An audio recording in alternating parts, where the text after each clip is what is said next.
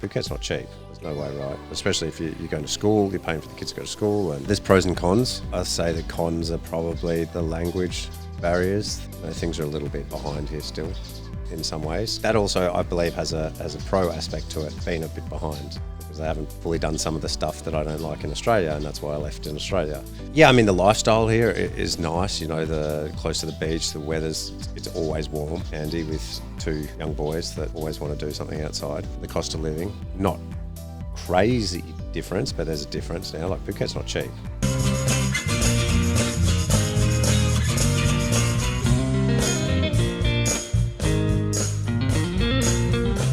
Welcome to Fruiting Body Podcast with your host, Brendan. We are here in Phuket, Thailand. We have an absolute banger of a podcast with a returning guest, Matt Fox. Now, we know that if you're his hardcore followers, Matt Fox is coming for more of the, we don't like to use the word influencer, but in that whole health and wellness and keeping you guys dialed in and making sure you're not such fat asses anymore like myself.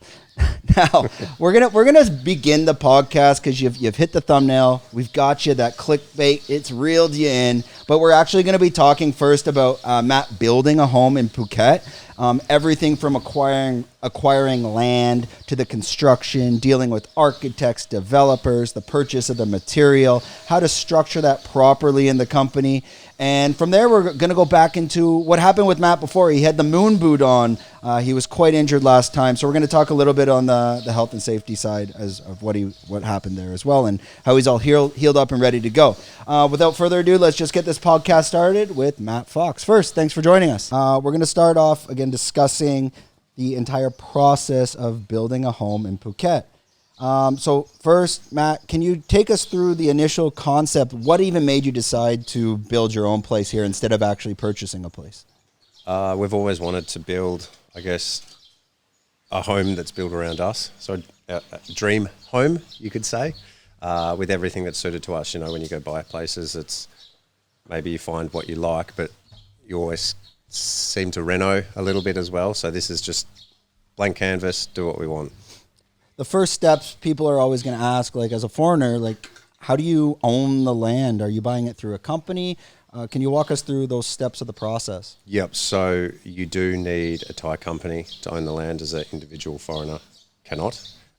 So we set up a Thai company. You need a Thai director and some Thai shareholders involved in that, which you can also get in myself and my wife. She's involved as well in the company. So obviously you want to know the Thai people and trust them as well. But also, it's, in my experience, very important to have a good lawyer, not just a lawyer. There's a variety of cowboys around as well, as I'm sure you know. So yeah, it pays a little bit extra to pay extra for a good lawyer. I've experienced just from talking to people. I've never had that issue, touch wood, because of that reason. So yeah, it makes you sleep at night. It helps. Now, when you're buying the land, I think you were discussing it's about 500 square meters, the land. Yep. Did you get leasehold on the land, or did you actually get a chenote? Yeah, we've got a chenote. A chenote. Yep. Do you know the color of the chenote? I think it's yellow-ish. Yellowish. Yellow, No, because I didn't even realize there's different colors of chenotes. They have that Norsor 3, Norsor Sam, which is a type of... We're talking about the paper? Yeah, the land deed. And then they have the chenote, Yeah. which is, it's coming in, there's like a green, a red, and maybe a yellow, and they're all different degrees. Apparently the red's the best. Yeah, I don't know. I've just seen a piece of paper, if that's what you're referring to. And when you purchase it, you're purchasing it off Thai people, or was it in a foreigner's name before? A Thai person who had a big block, I think it was 1,500 square meters approximately, and divided it up into 3 blocks. And this is down in Rawai, correct? Yeah, Nahan specifically. How long did the whole process take of opening the company to acquiring the land? Yeah, so the company took about... It's all right. We lost a plant. It's down.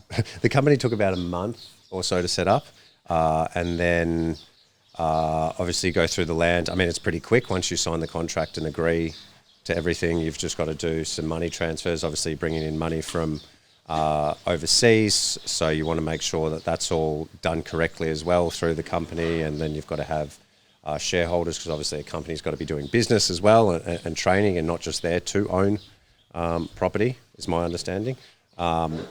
But yeah, it happens pretty quick. Again, a good lawyer, someone that speaks good English, plays by the book, doesn't like to take shortcuts. I think for me that was important. I just said, I don't care to pay a little bit extra when you're paying X amount for land. What's another 50 to 100,000 baht to do it properly and securely. So quick, I'd say, relatively quick. Did you have to then look for like a project manager, a construction Definitely, company, yeah. an architect? Yep. Or is it on all-in-one team? So I've got an all-in-one team. I did that based off recommendations of a good friend who's been here for 20 years, as I found a lawyer of someone else who's been here for 20 years. So that's kind of the best way to do it. I think someone that's been here for a while.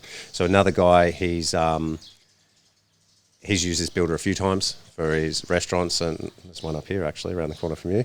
And then we checked out some of his stuff. We obviously spoke to different people, but just really liked the current or the person we chose. All in one, he's got the architect there, he project manages, all in-house team in terms of electricians, plumbers. He's not kind of subbing it out, which is again important because it's just all managed all in one spot. So that's very peace of mind. And again, English very well spoken. So communication as you're building and getting down to the smaller parts of things, I think, is important. So that was another reason why we chose. Not the cheapest, I'd say, but again, I'd say we're doing probably a high-end build. He is a high-end builder, and everything that he's done is definitely in the top range of what you can do in Thailand. But again, we wanted to do it well and right. From meeting them and making that agreement, and again, now you're going to begin the drawings and the designs. How heavily involved were you on modifications? Very well, not so much me, the wife. Okay. not me. This is all basically she's designed it. She could probably be an architect, but lots of back and forth. First drawing, second drawings. I don't know, plenty of times meetings, lots of times. Sending mood boards and stuff. So that was probably the most time intensive part, and back and forth. And to be honest, that probably took 4 or 5 months. Just to get it to, okay, let's move forward now on this. Yeah, and then you've got the submissions, and you need to get the approval to build, and then building the actual dwelling is again different. That's in my name, so that's got nothing to do with the company. So my personal name will have the dwelling, and then our Thai company owns the land. Were you guys able to break ground down to the water, main water line, so you can get well water? Yeah, which is something we wanted. I think we went to 90 meters. Nice. So you can drink that actually. Yeah, it might be a bit metallic, but we're gonna whack a filter on it. Yeah, I know a couple guys that once you get in Phuket, if you can get under 80 meters, you can throw a filtration system on it. That's this what water is drinkable. But I think that's it's our water, isn't it? We don't have to rely on the government. We don't have to worry about it. I don't think the well's going to run dry. They do testing, and apparently there's plenty of water deep down. So that's good. We also want to put solar batteries as well, because as you probably know, not this year there hasn't been too many power cuts, but there is power cuts every so often. Last year I seem to have more than this year, so maybe they've pulled their socks up a little bit with their management of electricity. But yeah, I want to get solar panels that have batteries, so if it does cut, it flips straight into that, and you don't have that hour or two without power. Yeah, and with the cost of electricity, it's quite high in it's not cheap, is it? Phuket. Yeah. So I mean, when you resell this thing, that's a huge added value when it's coming with solar panels. Yeah, but it's not cheap to build the solar panels. No, I don't think it's that cheap, because it's still kind of a new thing here too, isn't it? Back in Australia, I think every second person had them on there. They all fell for the government con, but yeah. When you're doing the first build, did you have an initial budget, and where did you end up? And can you kind of explain the size of the home, bedrooms, bathrooms? Yeah. We had, I kind of roughly knew, we sold our house. I didn't have anything left in Australia, no assets. When we moved for good. I've got no intention of going back. So I knew where I was at budget-wise. We're building 2 stories, 5 bedrooms, 5 bathrooms, pool, sauna, ice bath, home gym, kind of double garage. It's going to be nice with all kind of the extra add-ons, butler's pantry and all that jazz, A mud room. I don't even know if many people know what a mud room is. Do you know what a mud room is? I think my wife's Swedish. I think it's more of a scare. When you first walk in, there's another room where you can take off like your muddy shoes from the winter and your wet jackets, and which rainy season comes in handy. So as you walk in, there's a separate room for you put your shit there, right? So you don't walk it all through the house. Yeah, I think in Canada we just do it in the garage. Yeah, we're covering She's covering everything. Yeah, no, that's not especially with rainy season here. Yeah. I mean, it's kind of a mess as Yeah. well. Are you guys planning to stay here? Like you said, you're going to be here for life, but after you build this with the traffic in Phuket, I don't know for life. I don't want to say for life. Let's say definitely 5-10 years or something. Yeah, for sure. I've always, I'm a UAE resident, so I've got, there's this, business ties there as well. I love Dubai. I think it's becoming if not already, the epicenter of the world in terms of business, startups, entrepreneurs. I just got everything to live to. So I think that if I don't live there full time, because summer's rough there, it would definitely be a place that I'd want to have a place in to, maybe float between or spend more time here and then more time there, and come back here for, this time of year. Who knows? Would you have intention, like, Phuket, the traffic, it's becoming almost unbearable at a certain point. Do you see yourself maybe selling it, renting it out, maybe renting it out and moving and going to a new place? Or right now is everything, I guess you guys are focused around the build? I mean, I know what we're building and I don't think there's going to be anything like it in the area. It's going to be, I'm going to say, probably the nicest place in Rawai and Naihan. So I know the rental market's crazy there, same as here. This area, I think they're probably 1 and 2 areas in Phuket now. So I know the type of money that we could get high season per month. So there's tempting, maybe we go back to Sweden. As I said, my wife's Swedish. White Christmas, stay there for a month, rent it out for, options. But definitely not selling it anytime soon, for sure. Yeah, especially if you're able to get the rent during those high seasons. The rent's you can use that rent to live anywhere in the world. Anywhere. You think, Thailand, how much rent are you actually getting? You can get 15, 20K a month. US. For houses that we're going to build our size. Yeah. They're doing that now, and this is on, I've checked out the rental market. There's 15K US, 20K US for 5-bedroom houses that were built 15 years ago. Yeah. They're not that great and they're getting rented out. Yeah, I think there's a lot of garbage homes out there, a lot of rental units that really feel like rental units. There's not a lot of rental units that feel like homes. Yeah, I also think they're taking the piss a bit. They need to remember, they're charging that price, but then you walk out in the street and you step in a fucking pothole and walk past garbage too. It's at the end of the day, sure, with the house I want to build, you could almost justify it because it's going to be nice, but a lot of an average house where you're paying 5K a month and, like I said, the facilities don't really match what you're paying. So I think they're either going to price themselves out or they got to kind of...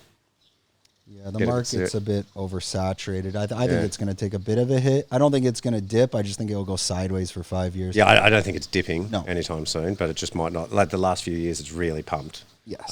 Here and down there as well. So I don't think that can continue. Did you have any concerns when building, what happens if someone builds a condo complex next door or they build in front of us? Are you situated in a position where that can't happen? Yeah, really. That was something that attracted us to where we found as well. Behind us is already well-established houses. It is in a new kind of paddock area, I guess you'd say, where it's not that much built up, but we found out you could only build 3 levels, so that kind of takes out big condos. And then we worked out what was happening kind of across the road from us, and it was only villas. And then next door, there's not enough for condos, so it's just 3 villas, four villas in our area as well. Are you anywhere near the mountainside as well? Because obviously, with landslides in Phuket, this also becomes a concern. Not close enough for a landslide, but we've got a nice mountain view. Okay, that's good. You can watch that landslide.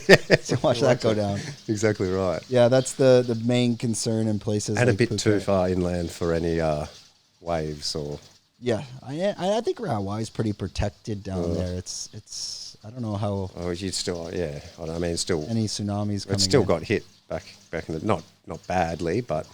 And you don't want your home so close to the sea, anyways. I mean, otherwise it's like owning a boat. The thing's gonna deteriorate. Exactly. Yeah, the salt water or salt wind. Yeah, I've never understood. A lot of people, you watch them at Surrey Beach building into the mountain. It's a nightmare. It fucks your house. Yeah. I'm watching them build in there. I'm like, because Phuket, there's no foundation. It's just mud hills. Yeah. So you're watching them. They're putting in these pillars huge houses, and structure, and you're like, but I go run around the dam. There's parts of the mountain it just full on falls off. Yeah. Because it's It's no different than building a sandcastle at the beach. There's no structure in the... You can see it last wet season near Big Buddha in Geelong. Yeah. Like half the hill is gone. Yeah, you don't want to be any... fuck, the road collapse between Cat 2 Yeah. Yeah, I mean, so this is there's many different things you got. I think when you do get into building or even buying a place, I think Thailand or Phuket anyway I can speak of gives you many different things you need to contemplate. You know, like just what you said, too close to the sea, too close to mountains. Like, what's the ground like? We had to do a soil test. I mean, that's kind of normal too, but still, you want to do that. Yeah, the big concern in places like Phuket is a lot of places used to be dumps. Yeah. So if you go out back to the Manic Dam areas and they're building villas there, I know for a fact, because I've been there running 8 years ago, that they're dumps. And what they're doing is they just pour soil on top and they crush it down. Yeah, and then they start building villas on top. Yeah, and that's not stable. No, I mean, you can go drive around this Passac area around here and you can see their old construction worker camps. So what they are is like the Burmese are living there to build other condos, but they create their own dump in their land. Then they clear that and build on top of it. But under that soil, I mean, they've kind of been living in their own filth for 3 or 4 years. So you have to test. I mean, otherwise, like, what are you living on now? Yeah, it's a major concern. I think one of the biggest concerns, again, is making sure they're not building condos. And you never know with the land departments in Thailand. They say it's 3 stories today, but... They could pass the law tomorrow and change it to 10. It's always a concern of where you're going to be building. Well, they're building a lot around us, as I know they are up here again. And I know we spoke about this before. Just like, they're building condos and they're building heaps of villas and stuff like that. Like there's a project going on near us in Rawai, close to Rawai Beach. Something like 140,000 square meters or something. So like 150 villas. Where the fuck are the cars going? Like, what? They're all right to build all this, but nothing on infrastructure. No new roads, no new footpaths. There are no footpaths where we're at. So I think that's a concern. But then you're still comfortable building because eventually this is turning into Bali. I said this in 2016. This is going... You think the car traffic's bad. It's going to be motorbike bumper to bumper, and we're already almost there. Yeah. Was that a concern when you were planning to build? Like asking yourself, do you really want to live here? I mean, we're in a little bubble. I got 2 kids, 8 and 2. So we're kind of like, you know, keeps us we're close to schools. We've got our kind of thing. We're going to build a house that really, you know, it was kind of like if they pull another COVID game on us, do I have to leave? No, I'm building everything I kind of need in that spot, I guess. Yeah, at least you have your kind of sanctuary as well. And Rawai isn't, don't get me wrong, like I always trash on Rawai living up here, but actually now this place is just as fucked up. Well, this is worse. It's even worse now. It's worse for sure. That's I'm out of here. But at least Rawai, you have a lot of options for restaurants, not like up here. Yeah. In terms of healthy food. Probably too many. Too many, which is a good thing, you can kind of just stay in your little bubble. You get Naha and Rawai. Exactly. Well, that's what I do. It's good enough, right? Yeah. Yeah. How is the traffic getting on around there on the motorbike? Like at peak hours? No, it's fine. It's okay. Yeah. It's not like here. Like no. You're literally not moving. You can't even on a motorbike here. We can't even go to the beach now because if you try to go to the beach at 5 o'clock, it's bumper to bumper on a motorbike. Yeah, I mean it gets busy, but it's not like I'm stuck in traffic. It's a 3-minute, 4-minute ride to the beach. It's not like that's going to turn into 20. You know, it's never that bad. Yeah, we got a dog here running around disconnecting all the wires. Bear, get out of here. Take a hike. Don't die on me here. Okay, sorry about that. Yeah, for us to get to like Lion Beach even. They're doing all the construction on the back road, so people looking to come to Phuket, especially this area, there's gorgeous villas, but you won't be able to go anywhere very soon. There's about 20,000 units built. I don't know how many are condos versus villas, but I mean 20,000 times 2 people, let's call it 50,000 people. Where do all those cars go? Yeah. And they're doing nothing to the roads. And it's not even the cars. Then people will switch to motorbikes because you won't get your car around. Yeah. Where's the infrastructure for that? I mean, I rarely drive. Around Nahan and Rawai, I'm scooter, and then if I have to go beyond, I'll take the car. But yeah, I'll try and take the scooter as much as I can locally. Yeah, I have a lot of people coming if they're coming to look to live and buy here. Imagine showing up in specifically this area, Trentale, Laguna area, and you're coming to buy. I think I stay for a week and leave. Like, wait a minute, do I really want to live here? And it's turning into these places like Bali and Spain where it's just bumper to bumper. It's out of control.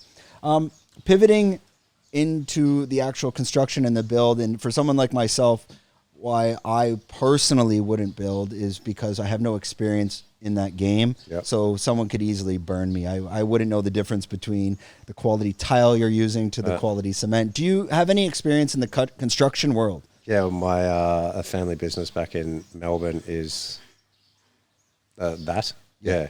So I worked with my dad. My grandpa started it back, 70 years ago. My dad took over, so I worked for 5 or so years in the timber, building material, hardware. We've got a big factory and warehouse where we sold to builders, so I've got some understanding of it. And we've bought places and done big renos before as well, so that helps. Would you advise someone like myself that's completely retarded to be like, you should have a little bit of experience in the construction and build world. Don't just try to do it on your own, especially in a place like Thailand. Yeah, I mean, unless you've got a builder that you connect with and you trust, that kind of oversees everything as I feel I do, I've got no reason to think otherwise through the past year of dealing with him. And now we're a couple of months into construction and everything's smooth sailing. Yeah, the biggest thing to watch for, and I'm sure your guy is fine, but I've seen it in places where I used to live, it's the electrical. Yeah. Whoever starts to run the electrical, they don't, and I'm sure your place will be fine, but in one of the places I lived, they had to there was like a short in the wall that like every time I used the sink, I got shocked because the metal. Yeah. And then once they go back into the wall, they had to drill it open and look. That whoever ran the electrical 20 years ago in that condo I was living, oh, okay, we don't care about the tree. Yeah. Whoever lived in that condo at that time, they would not use different color wiring. Wow. They were just using whatever wire they had at the time to run it. So you didn't know what was connected. So you don't know what's the ground. You don't know positive, negative. So you're sitting in there and guys are kind of coming in to test it and they're just trying not to get shocked. Fuck. So it's more a concern that... Yeah, well, that's when it gets... You would kind of want to be on that. And a lot of the times they don't ground the power. We had our oven used to shock the shit out of me because the oven, the knob is metal. So we turn it on and I'd have to be like, fuck. Yeah, well, I ain't dealing with that shit. So hopefully I'll be onto that. Yeah, I'm sure they'll that was our only main concern the whole time is the electrical as well. Okay, moving forward, the last time you were here, you broke your foot. Yeah. It seems you're back to life. Walk us through that pleasant experience. So I had a broken foot, torn ligament in the foot, which was actually worse than the broken bone or the fracture of the bone. That takes longer, especially in the foot.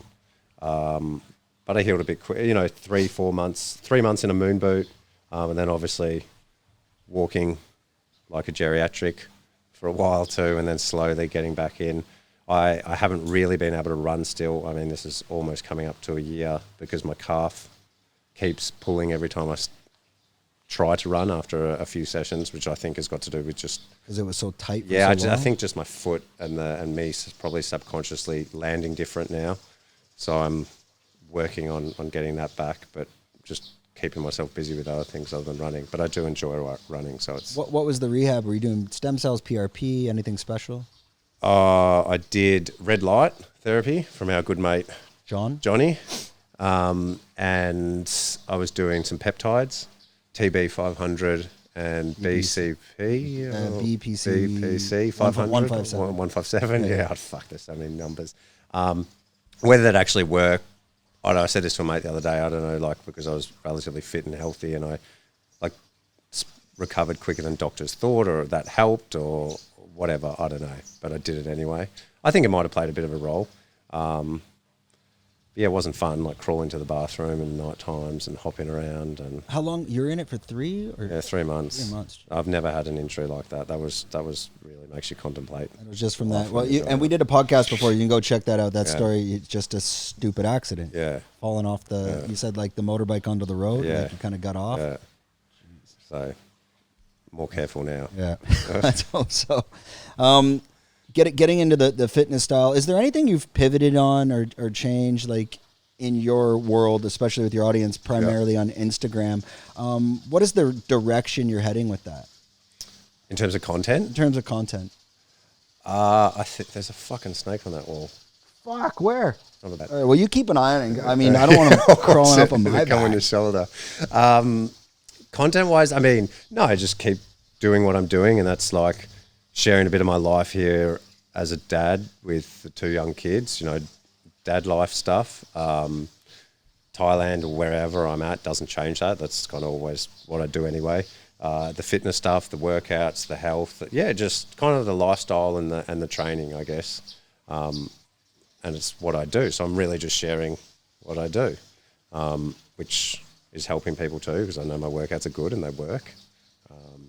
Yeah, I see you had your, last time you came, you were filming almost like 500 videos primarily for your app. That's all's right. Up and running. Is this kind of the core business that's supporting your lifestyle, or can you talk a bit about the like business dynamics? Yeah, so it's the coaching aspect of it, with an app and one-on-one coaching as well, is the primary business. I'm also getting into helping other coaches, people new to the coaching game, kind of get up and running, or already established coaches scale, I guess, because I've been through it all. You know, I started in 2016, well before kind of COVID came and made a lot of people pivot to online. So I was already positioned in that and have learnt a lot, as you do with any business, you know, the trial and error. You can, basically the way I came about it is, you might as well pay someone. It depends on how much you value your time, but if you can pay someone that's done it to kind of get you there in a straight line over 6 months rather than trial and error it for 8 years, 9 years, 10 years, it's worth it, isn't it? So, is a lot of your content now, when you're making the decision of what to make, is it data driven? Are you looking at what worked in the past? Are you using any software to understand that? No, you're kind of just doing what you want to do? Yeah, probably. I mean, I could, right, to be a bit more strategic on that aspect, but I'm a busy guy too. Like, fuck it, I'm just putting up what I do, and if people like it, they like it, and if they don't, well, fuck, whatever. What is the dynamics of the team? Is there a team behind yourself in terms of the production, the editing, the content distribution? Yeah, me and my wife. That's the team, and my mobile phone. Yeah. No, not a big one. I actually spoke with a guy recently about getting some help because, you know, busy lives, can't always get. But I mean, I would say 95% of everything right now is my iPhone and a tripod. So pretty low budget.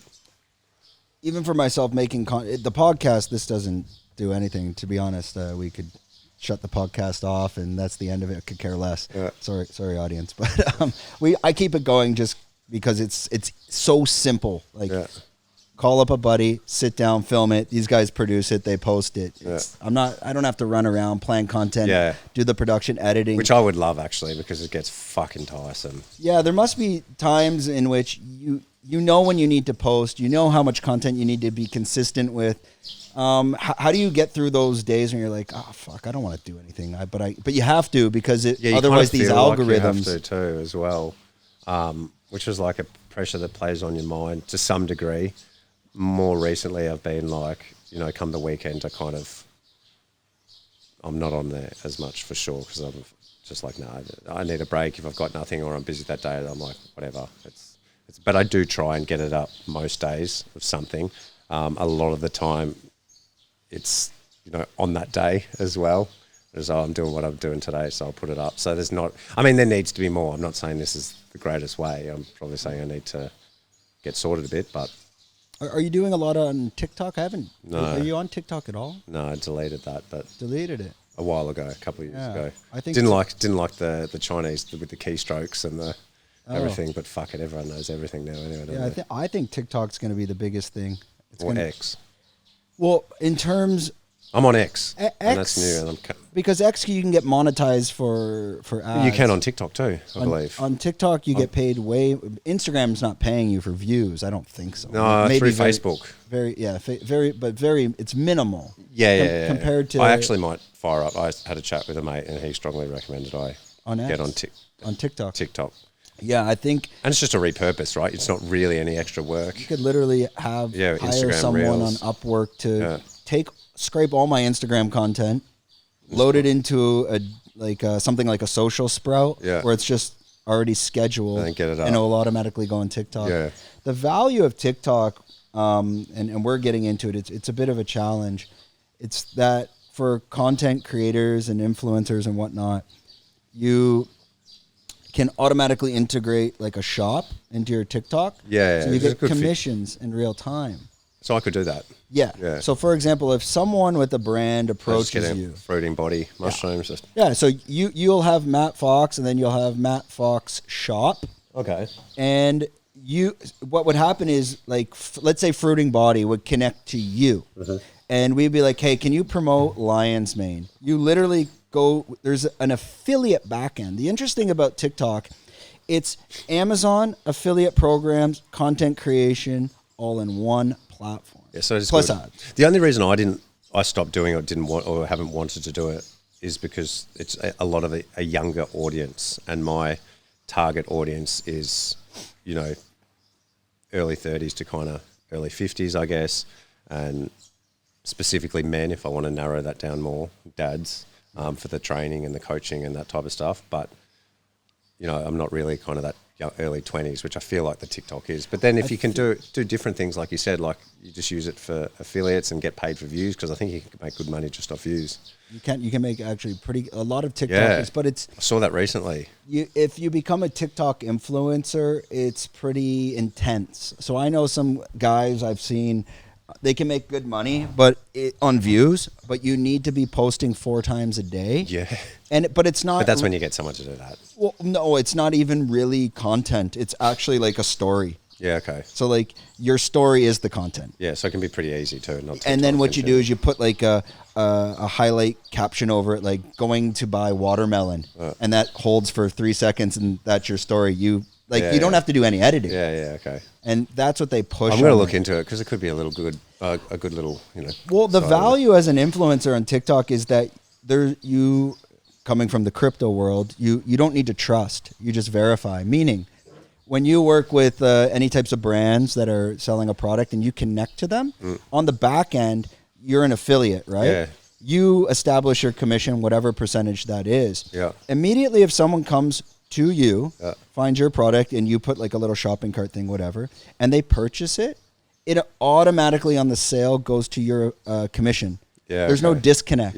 Compared to like, it's streamlined well. Well, yeah, some things like an Instagram or whatnot, sometimes there can be a trust factor. Like they've got to log into another portal. Yeah, exactly, and show you what you've done. And you disconnect your Instagram audience. Always disconnects from Instagram, because you bring them to a website. Yeah, TikTok does it all in one. Yeah, so it's much more fluid. But I think the problem right now is, like you said, it's still targeted to no older than 30, like under 30. Yeah. And that needs to change, because even myself, like we're on TikTok just playing around, trying to see how to work. Yeah. Sometimes I'll scroll just to see what's going on. And honestly, the content's terrible. Yeah. It's like just people dancing to a new song. It's like, there's no... That's why I don't want to. But I guess there's no value in the content there. I guess you do your thing and then just get off, and you don't spend time scrolling. That's what I hope. No, we now use a platform called Social Sprout. Yeah. So what I can do on there is I can make one piece of content. Yeah. I now have a content distribution guy. Yeah. So I can have 10 pieces of content. I load them in every day. It tells me the times to post it. We just schedule it all. Yeah.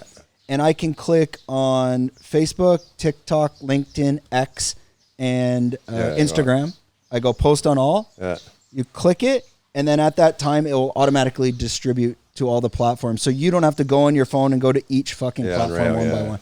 But it costs about $180 US a month. Yeah, not cheap. But if you're posting every day, it takes a lot of time away, doesn't it? Yeah, because sometimes, like I'm sure you've had that before. Okay, you're posting on Instagram. Yeah.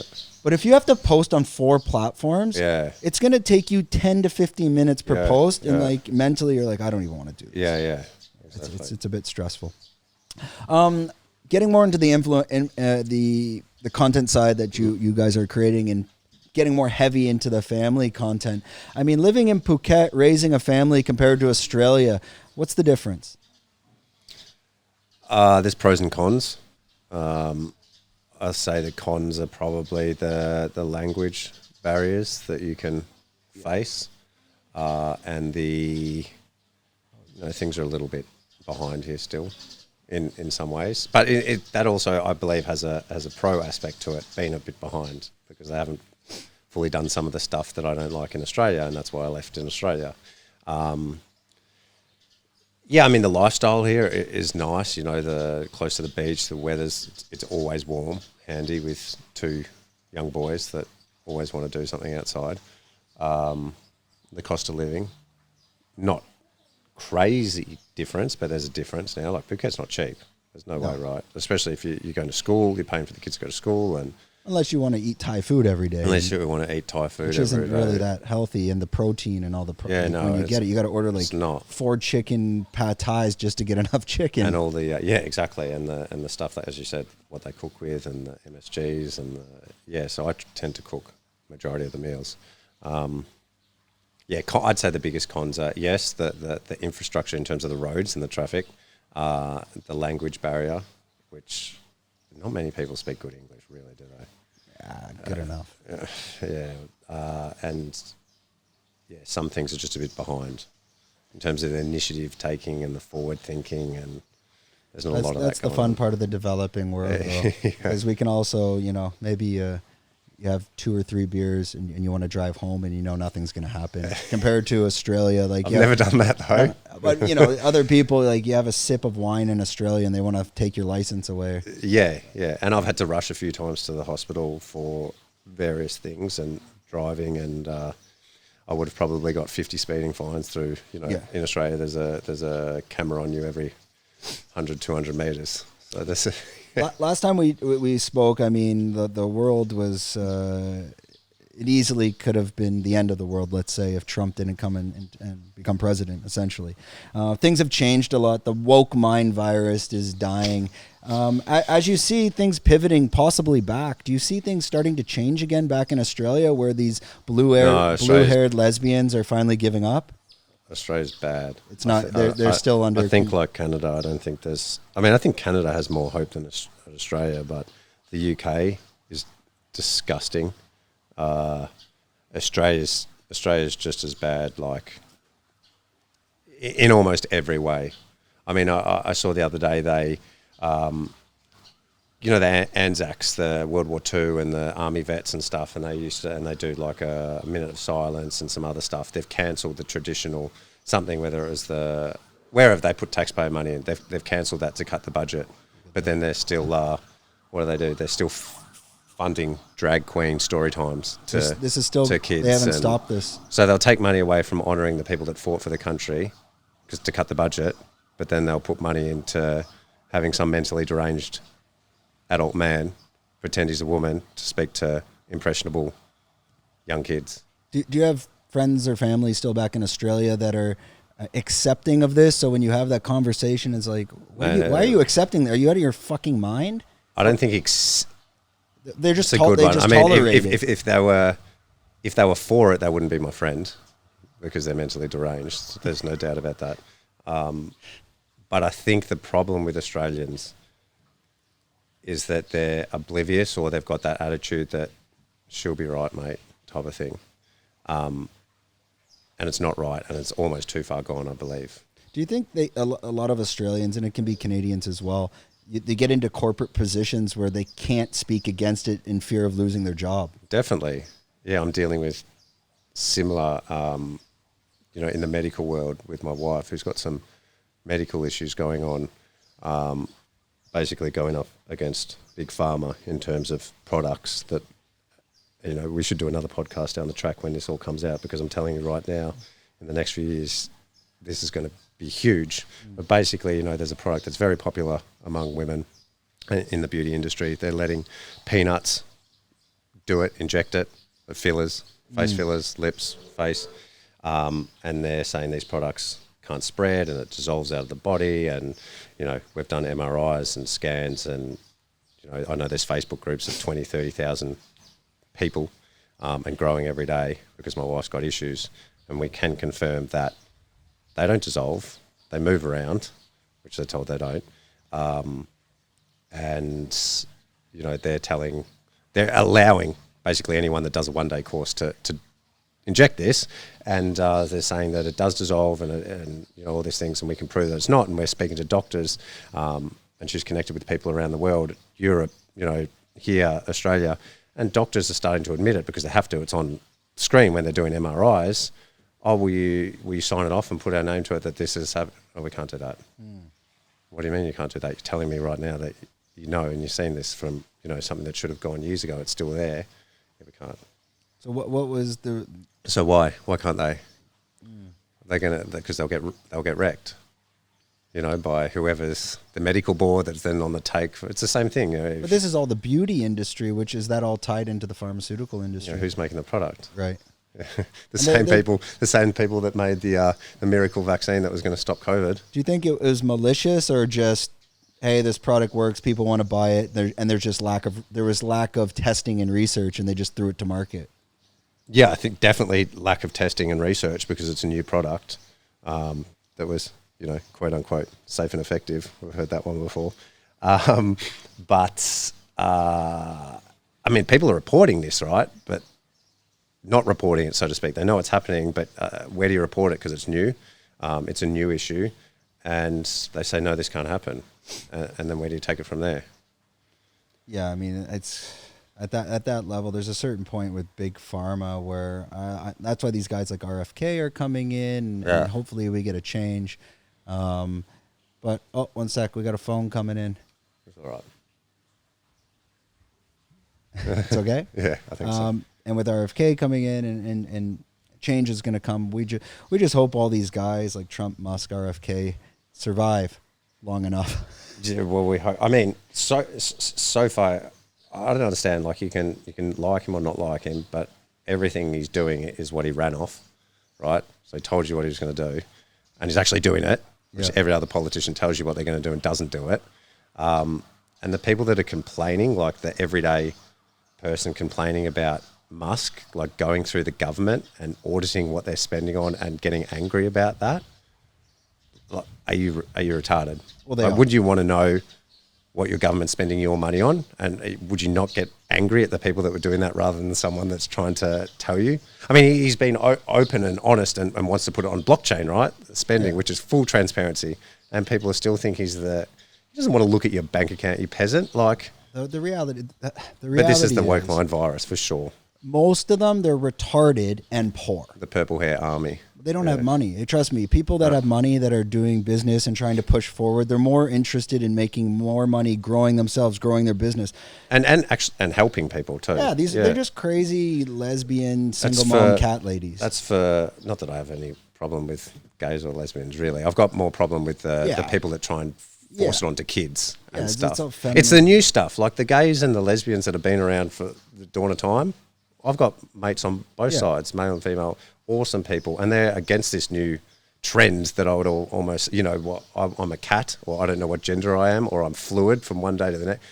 You're fucking mentally deranged. I'm sorry. Yes. Like you should be in an institution, and they're trying to force that on kids, and they're teaching that at school in Australia that you can, if you want to say you're a little girl, Johnny, at 5 years old, you're a girl. Yeah. But you don't let them vote. You don't let them smoke. You don't let them drink. You don't let them get a tattoo.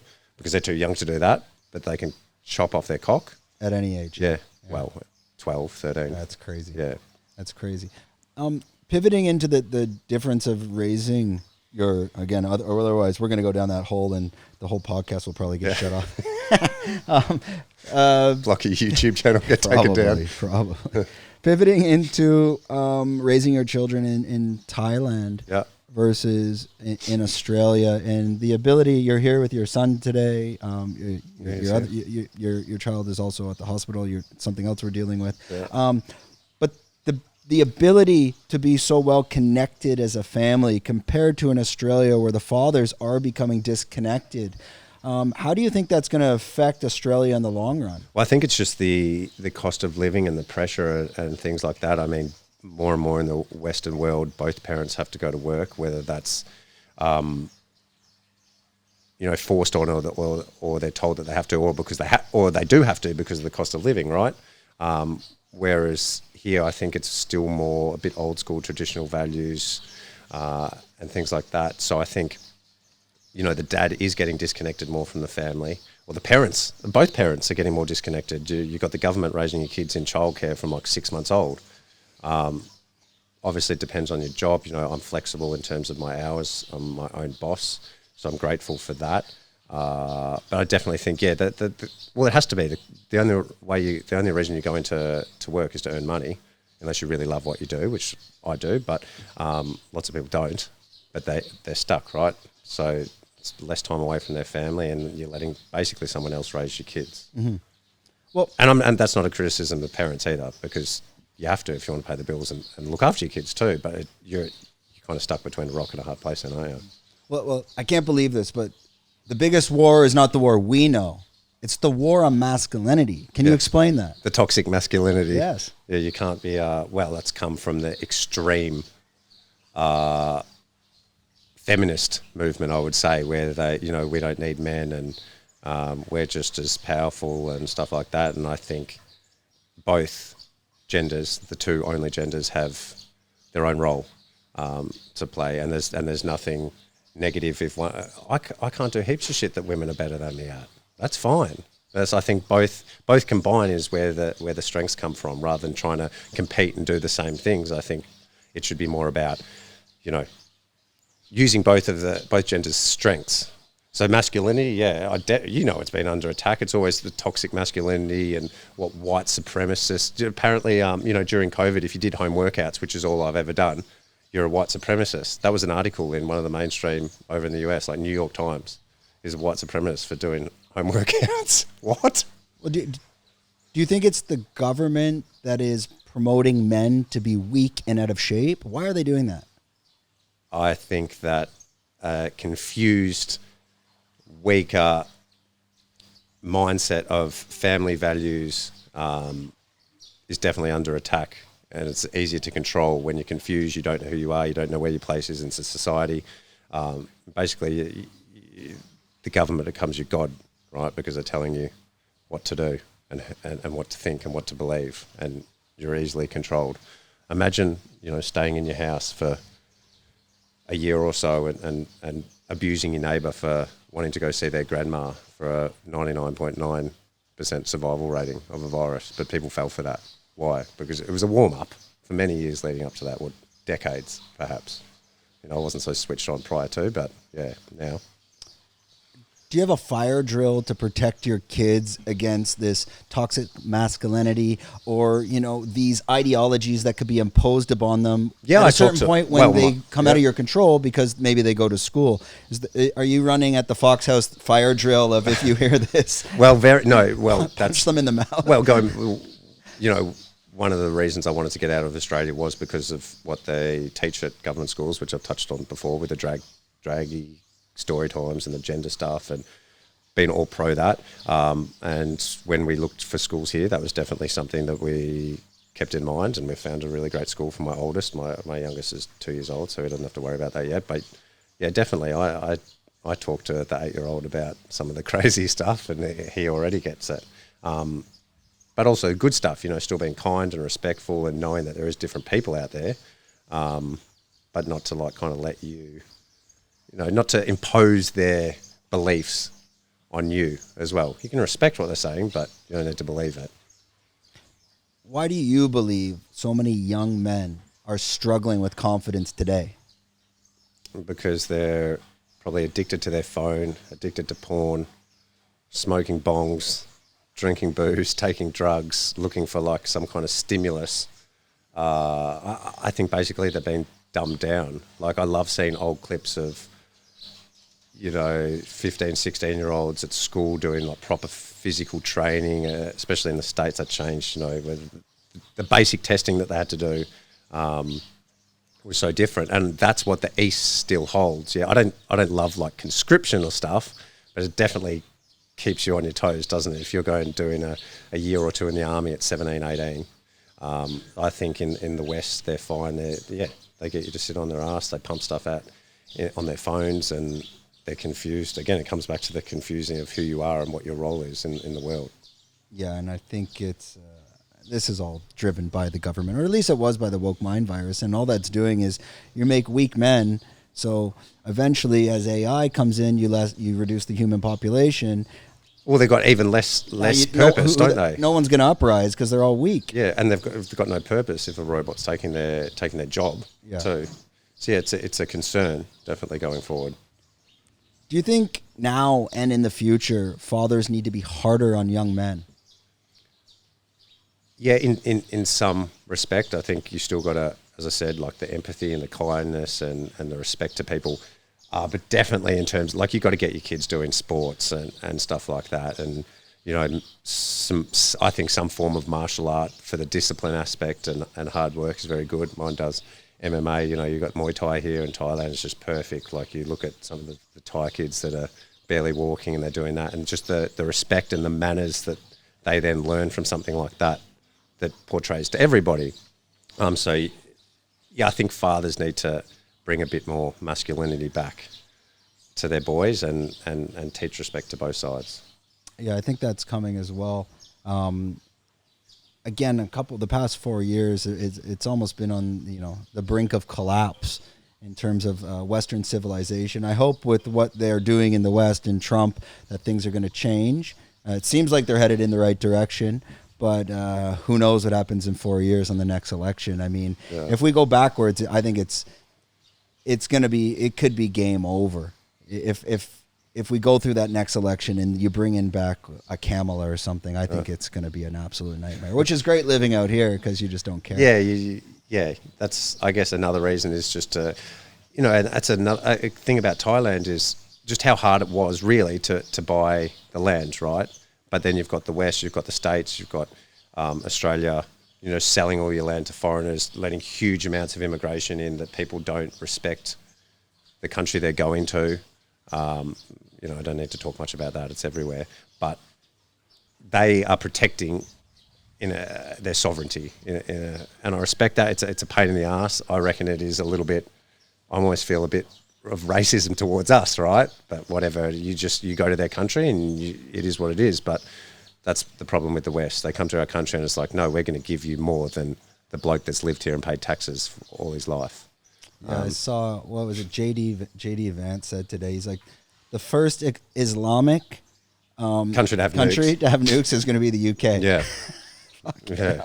But I mean, if you talk to people from the UK, a lot of them feel that as well. And nothing against Islam or Muslims themselves. It's more the extremists is the issue. Yeah, and I think there is extremists in every religion too, no doubt. It's just, that's, I don't know if it's the most popular religion or very close to Christianity and Islam. So you've got just a bigger proportion. And now it's getting, as you said, they're all fleeing and coming to like the UK and the Australias and Canada and stuff because they're getting such a good deal. Yeah, we'll give you free everything at the expense of people that have been here all their life and kind of taking advantage of that. Well, it's Louis C.K. had a good bit about that. He said, the winner of religion, we all know. I mean, just ask yourself, what year is it? Yeah. Okay, well, why is it that year? Yeah. We've been good there. No, we've been okay. Yeah. Okay, just before we do wrap it up, it's probably been about an hour. I'm going to kick it back to this camera for yourself. And if you can just let everybody know where they can send these beautiful DMs from this conversation and let them know exactly their thoughts on your opinions. I haven't even said anything wrong, and I'm sure people are going to abuse me for it, but that's always the way. You can abuse me at Matty C. Fox on Instagram, probably soon to be TikTok as well. YouTube channel I've got, Matt Fox Coach. Don't use it a whole heap, but there's heaps of workouts there, and then my website with my training app and nutrition and everything is www.bodyweightbuilt.com, which you'll find from my Instagram page. Perfect. Okay, that wraps up another episode of the Fruiting Body Podcast. Don't forget to like, subscribe, leave some comments, all that fun stuff. Plenty of comments are coming. Yeah, comments are coming in hot. Okay, and we're out.